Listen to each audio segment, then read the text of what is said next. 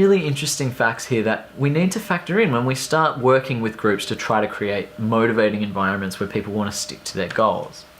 And I think one of the most important things here is that task cohesion seems to matter a whole lot, whereas the relationships between the group leader and the participants, or between the participants and each other, really doesn't matter so much. It seems like it doesn't matter if people are friends. It doesn't really matter if you get along with the people there, as long as you're all working together towards that same goal.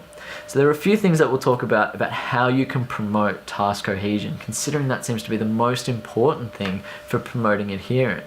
So some of the ways that people promote task cohesion is around trying to create like a group distinctive identity. One of the ways that you might have seen this in the past is about having like a uniform for a footy team. I mean, those sorts of things make you feel like you're part of one cohesive group working towards the same goal. One other really important thing for promoting task cohesion is having a clear sense of who does what. What are the roles within the group? So in a team, this might mean knowing who's in what position, or even in like an exercise class, knowing who brings out the equipment, whose job is it to help with certain things, okay? Those sorts of roles are really important for people to help know their place within the team.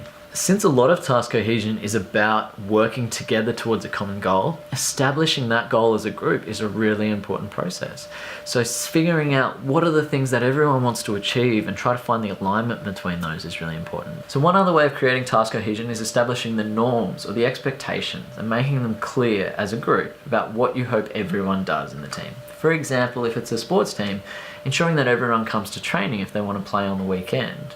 If those rules are set up front and everyone agrees to them, then it helps create a sense of identity and everyone knows what the rules and expectations are. Interestingly, those rules and expectations and common goals are more important than whether you actually like the people that you're with.